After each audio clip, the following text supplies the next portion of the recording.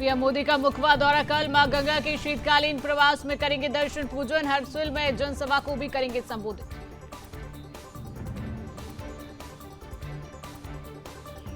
Chamoli avalanche के बाद सतर्क हुई सरकार। हादसों से बचाव को लेकर बढ़ाई गई सतर्कता। एवलांच की संभावना के चलते बद्रीनाथ हाईवे हुआ बंद। धामी कैबिनेट बैठक में लिए गए फैसलों को लेकर बीजेपी प्रदेश अध्यक्ष महेंद्र भट्ट ने दी जानकारी। कहा, राज्य के हित में समय समय पर प्रदेश कैबिनेट होती है और महत्वपूर्ण निर्णय लिए जाते हैं। उत्तराखंड सरकार के स्वास्थ्य विभाग को मिली बड़ी सफलता। मेडिकल कॉलेजों और कैंसर संस्थान में नर्सिंग अधिकारियों के 1500 पदों पर भर्ती प्रक्रिया पूरी। हर साल 3000 नर्सिंग अधिकारियों को रोजगार देने का रखा गया लक्ष्य।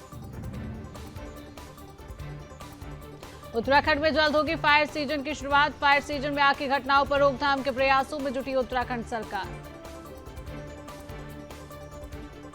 उत्तराखंड में लगने वाली जंगलों की आग के मामलों को लेकर बोले वन मंत्री सुबोध उनियाल। सरकार के लगातार प्रयासों के चलते मामलों में कमी आ रही है। मसूरी प्रशासन का नागरिकों की सुरक्षा को लेकर बड़ा फैसला। होली तक गन हिल रोपवे को बंद किए जाने का निर्देश। रोपवे की मरम्मत को लेकर लिया गया फैसला। उत्तराखंड एसटीएफ को मिली बड़ी सफलता। 25,000 के इनामी को किया गया गिरफ्तार। आरोपी पर है 27 लाख की ठगी का आरोप। हल्द्वानी में पंचायत चुनाव को लेकर तेज की गई तैयारियां। चुनाव की तैयारियों को लेकर जिला निर्वाचन अधिकारी और नैनीताल डीएम वंदना सिंह ने सभी अधिकारियों को दिए काम में तेजी लाने के निर्देश। रुड़की में सीएम पुष्कर सिंह धामी ने किया विकसित भारत विकसित उत्तराखंड मेगा प्रदर्शनी का उद्घाटन। प्रदर्शनी में नए भारत की झलक होने की कही बात।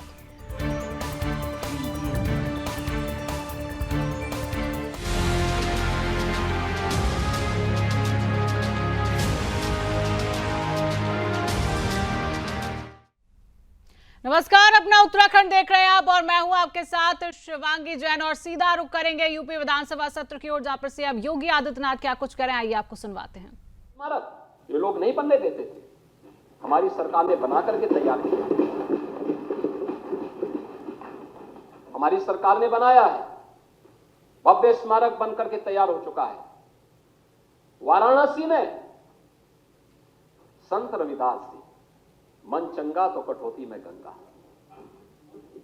आप सोचिए, क्षीर गोवर्धन जो उनकी पावन जन्मभूमि है, उस पावन जन्मभूमि में कॉरिडोर का निर्माण हो, संत रविदास जी की भव्य प्रतिमा लगे। समाजवादी पार्टी ने हमेशा उसमें ब्रेकर खड़े किए, नहीं बनने दिया। और हमारी सरकार है डबल इंजन की सरकार, प्रधानमंत्री मोदी जी के नेतृत्व में कितना भव्य स्वरूप क्षीर गोवर्धन। महर्षि वाल्मीकि का लालापुर, उनकी पावन साधना स्थली, दुनिया का सर्वश्रेष्ठ महाकाव्य देने वाले महर्षि वाल्मीकि जैसे त्रिकालदर्शी ऋषि, वहां का सुंदरीकरण का काम में बाधा समाजवादी पार्टी। राजापुर का विकास संत तुलसीदास जी ने, जिन्होंने आधुनिक रामायण के रूप में रामचरितमानस दिया। घर घर में जिसका गायन होता है, कोई भी मांगलिक कार्यक्रम होता है, इसके बगैर नहीं हो सकता। आप लोगों ने राजापुर का विकास नहीं होने दिया। आपने गरीबों के मकान नहीं बनने दिए। समाजवादी पार्टी की सरकार थी, पहले 2.5 वर्ष में 0 प्रोग्रेस। शौचालय उनके घरों में नहीं बनने दिया, 0 प्रोग्रेस। आखिरी मकान 56 लाख मकान बने। बैठिए बैठिए लाल बिहारी, लाल बिहारी आप देते हैं, लाल बिहारी जी ये अच्छी परंपरा नहीं है। लाल बिहारी जी ये अच्छी परंपरा नहीं है। ये टोका टोकी की बात अच्छी नहीं है। लाल ये आपने लाल बिहारी जी, आपने जो पैसा दिया वो केवल समाजवादी पार्टी के कैडर को दिया था, अपने कार्यकर्ता को दिया था। किसी दलित को नहीं दिया था, किसी वंचित को नहीं दिया था, किसी गरीब को नहीं दिया था, किसी किसान को नहीं दिया था। मैं कर रहा हूं ना, हम तो कर ही देंगे, हमारा श्वेत पत्र तैयार है। लेकिन हम जानते हैं कि आपके कारनामे ऐसे हैं, कि आप लोगों को आना ही नहीं है, तो काहे आप लोगों को हाईलाइट कर रहे हैं।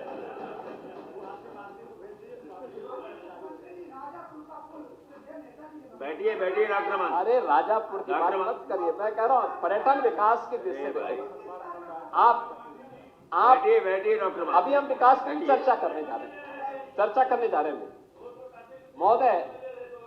ये कभी भी नहीं चाहते, और यह वर्ष जब हम लोग भारत के संविधान को स्वीकार कर लागू करने का अमृत महोत्सव वर्ष मना रहे, 75 वर्ष पूरे होने के उपलक्ष्य में इस आयोजन को कर रहे हैं, तो बाबा साहब भीमराव अंबेडकर के प्रति कृतज्ञता ज्ञापित करने का वर्ष भी है, और प्रधानमंत्री मोदी जी के प्रति आभार व्यक्त करने का, जिन्होंने 26 नवंबर की तिथि को संविधान दिवस के रूप में देशवासियों को दिया। तो अभी आप सुन रहे थे सीएम योगी आदित्यनाथ को। अब बात करेंगे बड़ी खबर की। पीएम मोदी का मुखबा दौरा कल होने जा रहा है। मां गंगा के शीतकालीन प्रवास में दर्शन पूजन करेंगे पीएम मोदी। हर्षिल में जनसभा को भी संबोधित करेंगे पीएम मोदी। शीतकालीन यात्रा का संदेश देंगे पीएम। बड़ी खबर आप तक पहुंचा रहे हैं। पीएम का आगमन मुखबा में होने जा रहे हैं कल। इसको लेकर तैयारियां भी तेज कर दी गई है। पीएम के दौरे को लेकर लगातार सुरक्षा व्यवस्था की भी पुख्ता इंतजाम देखे जाएंगे। मां गंगा के शीतकालीन प्रवास में पीएम मोदी दर्शन पूजन करते हुए नजर आएंगे। हर्षिल में जनसभा को भी संबोधित करेंगे। शीतकालीन यात्रा का संदेश देंगे पीएम मोदी। बड़ी खबर आप तक पहुंचा रहे हैं। पीएम मोदी का कल मुखबा दौरा होने जा रहा है। मां गंगा के शीतकालीन प्रवास में पीएम मोदी दर्शन पूजन करेंगे। हर्षिल में जनसभा को भी संबोधित करते हुए पीएम मोदी नजर आएंगे और शीतकालीन यात्रा का संदेश भी पीएम मोदी देंगे। लगातार हमने तस्वीरें भी आपको दिखाई किस तरीके से मुखबा में तैयारियां की जा रही थी। जिस मार्ग से पीएम मोदी को गुजरना है वहां से बर्फ को लगातार हटाया जा रहा है। तैयारियों में लगातार प्रशासन भी जुटा रहा है। पीएम मोदी के दौरे को लेकर लगातार तैयारियां की जा रही है। मां गंगा के शीतकालीन प्रवास में दर्शन और पूजन करते हुए पीएम मोदी नजर आएंगे। कल मुखबा का दौरा पीएम मोदी का होने जा रहा है। पीएम मोदी कल मुखबा के दौरे पर हैं, जहां पर हर्षिल में जनसभा को संबोधित भी करते हुए नजर आएंगे। शीतकालीन यात्रा का संदेश देंगे पीएम मोदी। तो इसी खबर पर हम और अधिक जानकारी लेंगे। हमारे साथ उत्तराखंड से ब्यूरो चीफ कृष्णा कुमार जुड़ चुके हैं। कृष्णा, क्या कुछ जानकारी है? कल मुखबा दौरा होने जा रहे हैं पीएम मोदी का, क्या कुछ तैयारियां? बिल्कुल शिवांगी, देखिए कल उत्तराखंड में प्रधानमंत्री नरेंद्र मोदी का दौरा है। प्रधानमंत्री नरेंद्र मोदी सुबह लगभग 8:15 बजे जो है वे जोलिया ग्रांट एयरपोर्ट पहुंचेंगे, जहां से वे MI-17 हेलीकॉप्टर के माध्यम से हर्षिल स्थित आर्मी हेलीपैड पर जाएंगे, जहां से लगभग 10 मिनट की दूरी है मुखबा मंदिर की, जो गंगोत्री माता का शीतकालीन प्रवास स्थल है। शीतकालीन यात्रा उत्तराखंड में इन दिनों चल रही है। काफी दिनों पहले शुरुआत हो गई थी, जिसका निमंत्रण प्रधानमंत्री नरेंद्र मोदी को जो है वो मुख्यमंत्री पुष्कर सिंह धामी ने दिया था और आमंत्रित उत्तराखंड में आने के लिए किया था, जिसको उन्होंने स्वीकार करते हुए वे कल जो है उत्तराखंड दौरे पर आ रहे हैं। लगभग वे 5.5 घंटे जो है वो उत्तराखंड में रहेंगे। अगर हम बात करते हैं तो लगभग वे 9:30 बजे मंदिर में जाएंगे, जहाँ 20 मिनट जो है वे पूजा अर्चना करने के बाद उसके बाद से मुखबा का एक व्यू पॉइंट है, वहां से वो हिमालय का एक तरीके से वहां से नजारा लेंगे 5 मिनट। उसके बाद से लगभग वो 15 मिनट का जो है उनके लिए समय रिजर्व रखा गया है। तो उसके बाद वे हर्षिल जाएंगे, जहाँ पे एक जनसभा को भी वो संबोधित करेंगे और एक एग्जीबिशन शीतकालीन यात्रा को प्रमोट करने के लिए लगाया गया है, उसका भी अवलोकन जो है वो प्रधानमंत्री नरेंद्र मोदी करेंगे। सबसे मेन उनकी जो नजर रहेगी वे रहेगी प्रधानमंत्री नरेंद्र मोदी के संबोधन में, कि वे किस तरीके से संबोधित जो है वे उत्तराखंड की जनता और देश की जनता क्या संबोधन के जरिए उत्तराखंड की जनता को सौगात मिल सकती है कल? बिल्कुल, देखिए उम्मीद जताई जा रही है, क्योंकि प्रधानमंत्री नरेंद्र मोदी जब भी उत्तराखंड आते हैं तो उत्तराखंड की जनता को कोई ना कोई बड़ी सौगात देके जा सकते हैं। हालांकि इसकी अभी कोई आधिकारिक पुष्टि नहीं मिल पाई है कि प्रधानमंत्री नरेंद्र मोदी क्या क्या एक तरीके से उत्तराखंड को सौगात दे सकते हैं, लेकिन उनका आना एक तरीके से बहुत ही ज्यादा महत्वपूर्ण माना जा रहा है। क्योंकि देखिए कि जब भी प्रधानमंत्री नरेंद्र मोदी देश के किसी भी कोने में जाते हैं तो चारों तरफ से देश विदेश की मीडिया से जो है उसको खासा कवरेज मिलती है। तो शीतकालीन यात्रा पे प्रधानमंत्री नरेंद्र मोदी आ रहे हैं तो इसकी भी कवरेज जो है वो देश विदेश के कोने कोने तक पहुंचेगी और आम जनता तक, श्रद्धालुओं तक एक मैसेज जाएगा कि चार धाम यात्रा जो है वो सिर्फ ग्रीष्मकालीन में नहीं बल्कि शीतकालीन प्रवास स्थल पर भी आप उनके जाके दर्शन कर सकते हैं। तो ये एक मैसेज भी जाना जो है बहुत ज्यादा इंपॉर्टेंट है, क्योंकि अब से कुछ समय पहले जिस तरह मुख्यमंत्री पुष्कर सिंह धामी ने राज्य में शीतकालीन यात्रा जो है वह शुरू करी है, उसमें लगातार यात्री श्रद्धालु भी आ रहे हैं, लेकिन ज्यादा उनमें रौनक जो है वो भीड़ नहीं देखी जा रही है। प्रधानमंत्री नरेंद्र मोदी के दौरे के बाद हम देख सकते हैं कि उम्मीद जताई जा रही है कि यात्रियों में अधिक संख्या जो है वो लगातार बढ़ेगी, क्योंकि हमने देखा था कि पिछले वर्षों में जब प्रधानमंत्री आदि कैलाश आए थे वहां पे भी पहले ना के बराबर लोग जाते थे, लेकिन उनके वहां जाने के बाद जो है आज हजारों की संख्या में वहां पर्यटक और श्रद्धालु जो है वो पहुंचते हैं। तो यही एक उत्तराखंड को भी फायदा होगा, क्योंकि अभी तक जो है वो ग्रीष्मकालीन चारधाम यात्रा ही स्थानीय लोगों के लिए रोजगार की लाइफलाइन कही जाती थी, लेकिन अब शीतकालीन यात्रा को भी जब प्रमोशन मिलेगा तो रोजगार के जरिए जो है वो पहाड़ वासियों के लिए और बढ़ेंगे। शिवांगी, हाँ बिल्कुल कृष्णा, कहीं ना कहीं ये भी होता है जब भी प्रधानमंत्री किसी दौरे पर जाते हैं तो उस क्षेत्र को और बढ़ावा मिलता है। कहीं ना कहीं जब मुखबा का दौरा पीएम मोदी कर रहे हैं तो पर्यटन को भी बढ़ावा मिलेगा, जिस तरीके से आपने भी कहा कि व्यापार को भी, रोजगार को भी एक तरीके से बढ़ावा मिलता हुआ नजर आएगा।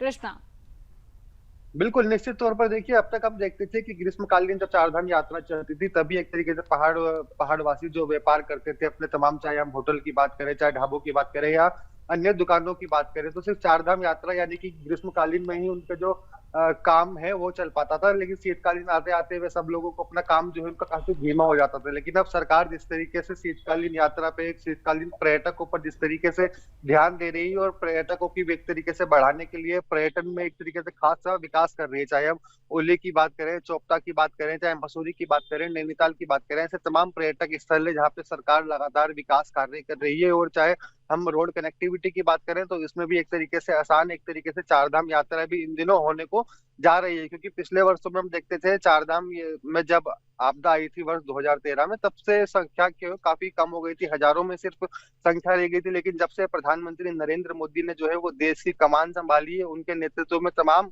जो है उत्तराखंड में विकास कार्य हुए। चारधाम यात्रा के लिए अगर हम बात करते हैं तो विशेष उन्होंने ऑल वेदर रोड का निर्माण किया, रेल प्रोजेक्ट जो है। चलिए बिल्कुल कृष्णा, हमने देखा है कि जब भी प्रधानमंत्री नरेंद्र मोदी उत्तराखंड के दौरे पर आए, से पहले भी कई सौगातें उत्तराखंड को मिलती हुई नजर आई और बढ़ावा भी एक तरीके से क्षेत्र को मिला। फिलहाल कृष्णा, तमाम जानकारी साझा करने के लिए आपका बहुत बहुत धन्यवाद।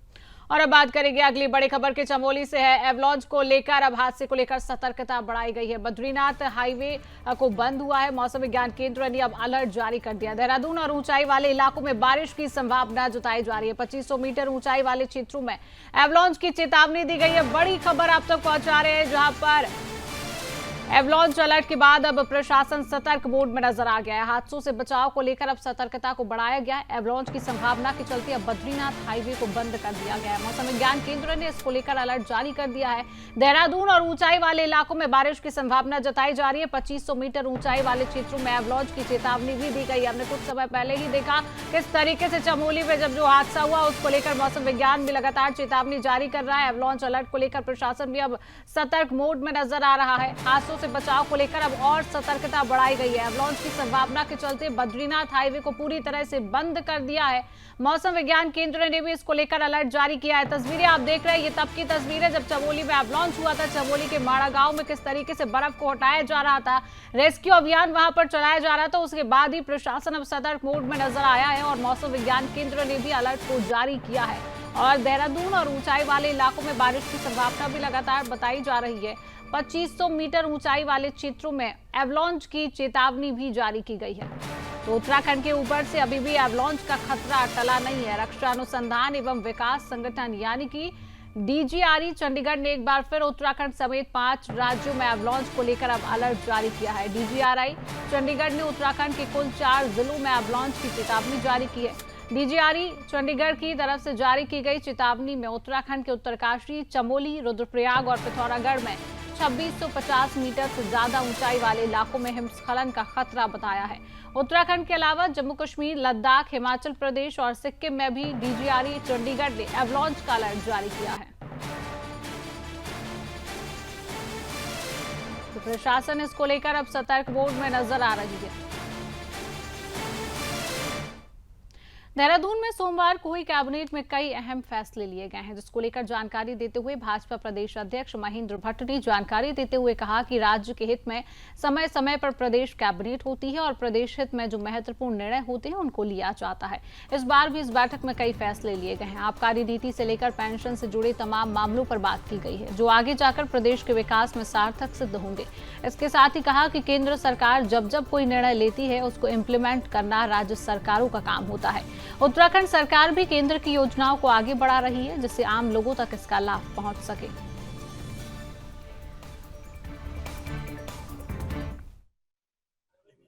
उत्तराखंड सरकार राज्य के हित में और साप्ताहिक, कई बार पाक्षिक, कई बार मंथ में जो कैबिनेट की मीटिंग करती हैं, उससे इस राज्य के विकास की एक नए विषयों पर चर्चा होती है।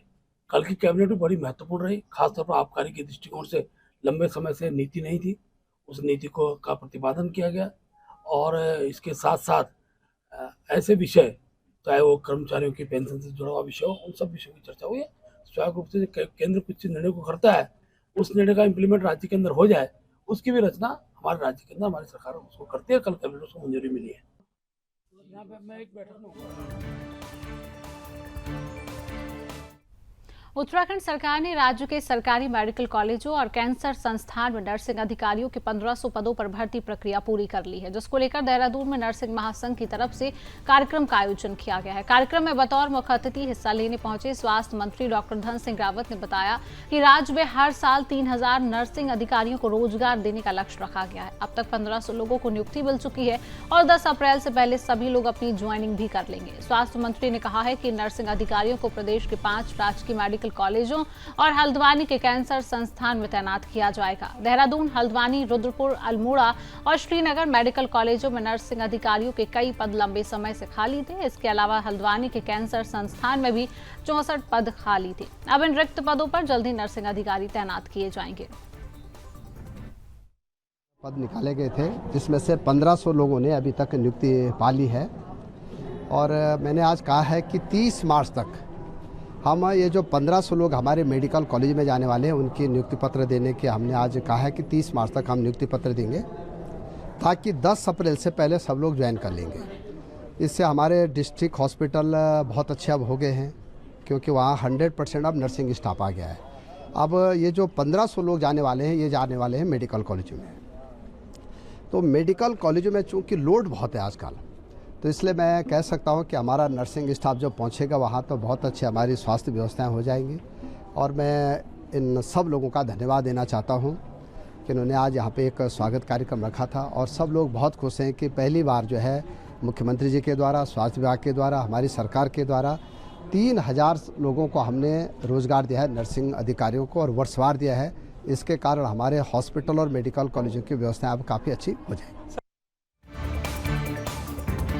उत्तराखंड में फायर सीजन की शुरुआत होने वाली है। ऐसे में उत्तराखंड के पहाड़ी इलाकों में आगजनी की घटनाएं देखने को मिलती हैं, जिससे कई हेक्टेयर जंगल जलकर खाक हो जाते हैं और साथ ही जंगली जानवरों को भी जान गंवानी पड़ती है। इतना ही नहीं, कई बार ऐसा भी हुआ है कि आग की चपेट में आकर लोगों की मौत भी हुई है। इसको लेकर प्रदेश वन मंत्री सुबोध उनियाल का बयान सामने आया है, जिसमें उन्होंने कहा है कि सरकार लगातार प्रयास कर रही है कि ऐसी घटनाएं कम हों और इसी का नतीजा है कि बीते सालों में जंगलों में लगने वाली आग की घटनाओं में कमी भी आई है। इसके साथ ही उन्होंने क्या कुछ कहा, आइए आपको सुनाते हैं। फायर सीजन में फायर को रोकने की सरकार के प्रयास है कि अगर आप आंकड़ा उठाएंगे तो 17, 18, 18, 19, 20 के 20-21 में कोविड के कारण जरूर सबसे कम फायर केसेस हुए, लेकिन अगर आप देखेंगे 22, 23, 23, 24, 24, 25 तीनों वर्षों में विगत वर्षों के मुकाबले बहुत कम फायर का वो हुआ। जरूर विगत वर्ष बिनसर में आग लगने से जरूर 5-6 लोगों की कैजुअलिटी भी है, वो जरूर एक बहुत ही दुखद घटना थी, लेकिन ओवरऑल अगर आप एरिया देखेंगे लगातार हम एरिया को जन सहभागिता के साथ, क्योंकि हमने कई रिफॉर्म्स किए। रिफॉर्म था पहली बार जिलाधिकारी की अध्यक्षता में जिलों में आपदा प्रबंधन समिति बनी फॉरेस्ट फायर मिटिगेशन के लिए। उसके बाद ग्राम प्रधान जी की अध्यक्षता में हर गाँव में जहाँ ज्यादा फायर के फ्रिक्वेंसी थी, फॉरेस्ट फायर मैनेजमेंट कमेटी प्रधान जी की अध्यक्षता में बनाई, जिसमें युवक मंगल दल, महिला मंगल दल और आपका वन विभाग और राजस्व विभाग के कर्मचारी उसके सदस्य बनाए गए। और इस बार 30,000 रुपए इंसेंटिव उनको देने का काम किया। और पहली बार आपका परिवर्तन ये किया कि अब पीसीसीएफ रैंक के अधिकारी को हर एक जिले में प्रभारी बना करके फॉरेस्ट फायर मिटिगेशन पे मॉनिटरिंग करने के जो पहली बार निर्णय लिया गया, तो ये भी एक नया रिफॉर्म है। ये देखो मसूरी का फेमस गन हिल रोपवे फिलहाल मरम्मत और रखरखाव के कारण बंद है। इसे होली तक फिर से चालू किए जाने की संभावना जताई जा रही है। रोपवे प्रबंधक अमित बंगवाल के अनुसार ट्रैक रोप शिफ्टिंग, नई हॉलिंग, रोप बेयरिंग, गियर बॉक्स सहित कई तकनीकी काम चल रहे हैं। हर 3 महीने में रोपवे के तारों को बदलना पड़ता है और साल में एक बार पूरी मरम्मत की जाती है। IIT रुड़की से सेफ रनिंग सर्टिफिकेट मिलने के बाद ही रोपवे का संचालन फिर से शुरू किया जाएगा। इस समय पर्यटक केवल पैदल रास्ते से गन हिल तक जा सकते हैं, लेकिन बुजुर्ग और विकलांग लोगों के लिए यह मुश्किल हो सकता है। गन हिल रोपवे के तारों पर मौसम के बदलाव, बर्फबारी और बारिश का दबाव पड़ता है, इसलिए इनकी मजबूती और सुरक्षा सुनिश्चित करने के लिए उन्हें नियमित रूप से बदलना जरूरी होता है। अभी तकनीकी कार्य किया जा रहा है जिसमें हमारी ट्रैक रोप, हॉलिंग रोप और कंट्रोल ड्रम वगैरह सारे पूरे चेंज किए जाएंगे, पुलियाँ वगैरह चेंज की जा रही हैं और होली तक हमारी ये है कि ये होली तक हम इसे प्रॉपर तरीके से संचालन इससे कर लेंगे। देखो, इसमें सबसे पहले हम जब भी टेक्निकल वर्क किया जाता है तो इसमें IIT रुड़की के नॉर्म्स के अनुसार ही कार्य किया जाता है। IIT रुड़की के नॉर्म्स होते हैं कि जैसे हम इसके हॉलिंग रोप को प्रत्येक 2 से 3 महीने में इसे हमें चेंज करना होता है और IIT रुड़की जब भी आती है तो हमारे एक प्रॉपर तरीके से मेंटेन किए हुए रजिस्टर होते हैं जिसमें हमारे वीकली ट्यूसडे के दिन और प्रत्येक वीक में हम इसे चेक करके जिससे कि इसका संचालन सेफ तरीके से किया जाता है। बिल्कुल, दोनों स्टेशनों को किया जाता है। अभी हमने स्टेशन नंबर 1 झूलाघर में है जो हमारा, उसको किया है। अब हमारा परसों से लगभग स्टेशन नंबर 2 में कार्य किया जाएगा और उसके भी हम ग्रीसिंग, ऑयलिंग वगैरह प्रॉपर तरीके से करेंगे। उसके बाद हम हॉलिंग रोपेंगे। और अब बात करेंगे बड़ी खबर की। उत्तराखंड STF को बड़ी सफलता मिली है। 25,000 के इनामी को गिरफ्तार किया गया है। हिमाचल प्रदेश के ऊना से गिरफ्तारी की गई है। आरोपी पर 27 लाख की ठगी का आरोप है। उत्तराखंड STF और रुद्रपुर कोतवाली पुलिस ने 25,000 के इनामी अपराधी को हिमाचल प्रदेश के ऊना से गिरफ्तार किया है। इनामी अपराधी गुरदीप उर्फ गुरप्रीत सिंह 2020 से फरार चल रहा था। गुरप्रीत सिंह ने साल 2020 में मेरठ के रिटायर्ड लेफ्टिनेंट कर्नल रक्षित कुमार से मकान और प्लॉट दिलाने के नाम पर 27,37,000 रुपए की ठगी और धोखाधड़ी कर ली थी। इस मामले में मुकदमा दर्ज होने के बाद से ही गुरप्रीत अपने परिवार के साथ फरार हो गया था। अब कुमाऊं STF ने सर्वेलांस के जरिए इनामी अपराधी तक पहुंच पाई है। STF ने गुरप्रीत सिंह को हिमाचल प्रदेश से गिरफ्तार किया है। बताया जा रहा है कि गुरप्रीत फर्जी आधार कार्ड बनवाकर बॉबी ठाकुर के नाम से ऊना हिमाचल प्रदेश में रह रहा था। बड़ी खबर आप तक पहुंचा रहे, उत्तराखंड STF को बड़ी सफलता मिली है। वर्तमान में इनामी अपराधियों की गिरफ्तारी के लिए अभियान चलाया जा रहा है, जिसके अनुपालन में वरिष्ठ पुलिस अधीक्षक उधम सिंह नगर के नेतृत्व में जनपद में लगातार इनामी अपराधियों पर कार्रवाई चल रही है। कल इसमें उधम सिंह नगर पुलिस को एक बड़ी सफलता प्राप्त हुई है। इसमें हमारी कोतवाली रुद्रपुर की पुलिस और STF कुमाऊं यूनिट द्वारा एक संयुक्त टीम में ऑपरेशन किया गया था, जिसमें 5 सालों से फरार एक इनामी को हमने गिरफ्तार किया है।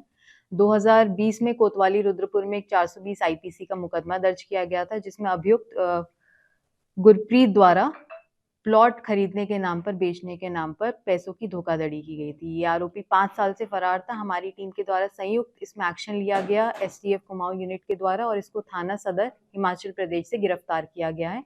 इसे आज रिमांड के लिए माननीय न्यायालय के समक्ष पेश किया जाए। हल्द्वानी में पंचायत चुनाव की तैयारियां अब तेज होने लगी हैं। चुनाव को लेकर तैयारियां तेज हैं। चुनाव की तैयारियों को लेकर जिला निर्वाचन अधिकारी और नैनीताल DM वंदना सिंह ने सभी अधिकारियों को तैयारियों में हर संभव तेजी लाने के निर्देश दिए हैं।